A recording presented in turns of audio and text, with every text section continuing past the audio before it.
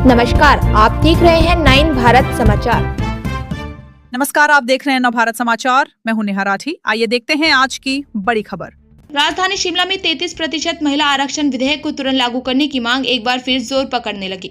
अखिल भारतीय जनवादी महिला समिति ने प्रदेश कांग्रेस अध्यक्ष विनय कुमार को ज्ञापन सौंपते हुए केंद्र सरकार से मानसून सत्र में संशोधन कर कानून को बिना जनगणना और परिसीमन की शर्त के लागू करने की मांग की। अखिल भारतीय जनवादी महिला समिति का प्रतिनिधिमंडल राज्य महासचिव फालमा चौहान के नेतृत्व में शिमला के राजीव भवन पहुंचा। प्रतिनिधिमंडल ने प्रदेश कांग्रेस अध्यक्ष विनय कुमार को ज्ञापन सौंपते हुए कहा कि नारी शक्ति वंदन अधिनियम को जनगणना और परिसीमन की शर्तों से जोड़ने के बजाय तुरंत लागू किया जाए। समिति का कहना है कि इससे महिलाओं को उनका वास्तविक राजनीतिक प्रतिनिधित्व मिल सकेगा। प्रदेश कांग्रेस अध्यक्ष विनय कुमार ने कहा कि कांग्रेस पार्टी लंबे समय से महिला आरक्षण की समर्थक रही है। उन्होंने कहा कि महिलाओं की राजनीति में अधिक भागीदारी लोकतंत्र को मजबूत बनाती है। उनके अनुसार महिला आरक्षण विधेयक संसद से पारित हो चुका है, लेकिन इसे लागू करने की प्रक्रिया केंद्र सरकार के स्तर पर लंबित है।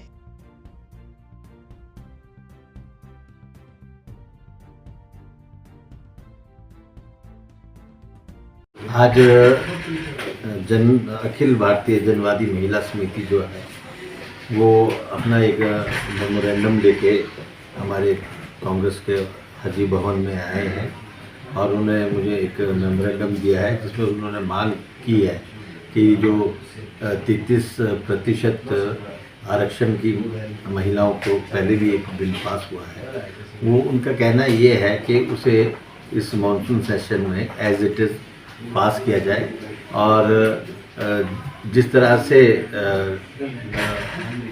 अभी सेंसस के वेट कर रहे हैं और ये चाह रहे हैं कि पहले पूरे देश में सेंसस हो जाए, डिलिमिटेशन हो जाए, उसके बाद इस बिल को इंट्रोड्यूस किया जाए। पर इन महिलाओं का ये कहना है कि इसे पहले भी इंट्रोड्यूस कराया गया था पार्लियामेंट में और फिर से दोबारा इसके उसी तर्ज पे इसे लागू किया जाए। तो हम जो इनका हमारा रेजोल्यूशन इनका आया है उसे हम अपनी हाईकमान को भेजेंगे ताकि वो इस पर ध्यान दें।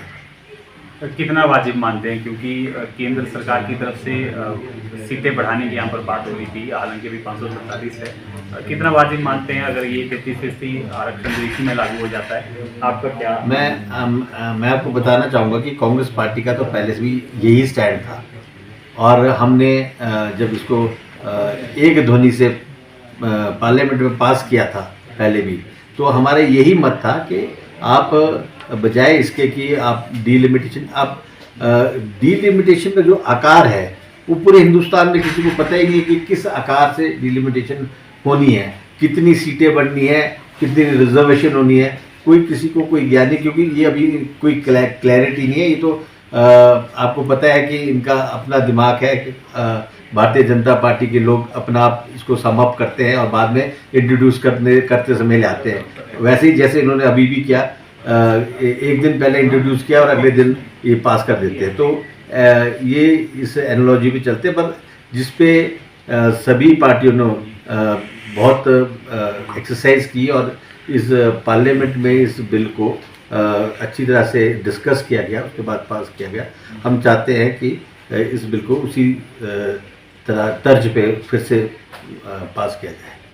जानते हैं कि हम लोग जो है पूरे देश में 33% महिला आरक्षण विधेयक को लेकर के ये जो कार्यक्रम है हमने पूरे देश में रखा है और देश की जो अपोजिशन पार्टी है और उसको हम लोग मेमोरेंडम दे रहे हैं कि आप जो है इस मांग को, हमारी महिलाओं की मांग को, देश की जो आधी आबादी है उसकी मांग को जो है फोर्सफुली जो है संसद में उठाएं, जिससे आप लोग जानते हैं कि जो 2023 में ये नारी शक्ति वंदन जो विधेयक है इसको सरकार ने पारित किया है, लेकिन इसको 3 साल हो चुके हैं, ये अभी तक लागू नहीं हुआ है। तो हम लोग मांग कर रहे हैं कि आगामी जो मानसून सत्र है उसमें सरकार जो है इसको इम्प्लीमेंट करे और इस विधेयक को जिन शर्तों से जोड़ा गया है वो चाहे जनगणना की हो, चाहे परिसीमन की शर्त हो, उन शर्तों को हटा करके इस विधेयक को जो है आने वाले जो आगामी जो मॉनसून सत्र है उसमें सरकार इसको जो है इम्प्लीमेंट करे। तो ये हमारे पूरे देश में हो रहा है और आने वाले जो मॉनसून सत्र है उसका जो स्टार्टिंग डे है 20 तारीख को जो हम लोग जंतर मंतर पर पूरे देश की महिलाएं जो वहाँ पर जो है धरने पर बैठ रही है 20 तारीख से लेकर के 13 अगस्त तक, और उससे पहले हम लोग हिमाचल प्रदेश में भी और पूरे देश में जो है अपने राज्य के स्तर पर इस महिला आरक्षण विधेयक को लागू करने के लिए प्रदर्शन, रैलियां, सिग्नेचर कैंपेन और इस तरह के जो मेमोरेंडम है वो हम लोग पॉलिटिकल पार्टीज को भी, सांसद को भी और जो अपोजिशन पार्टी है उनको भी हम लोग ये दे रहे हैं। केंद्र सरकार जो है परिसीमन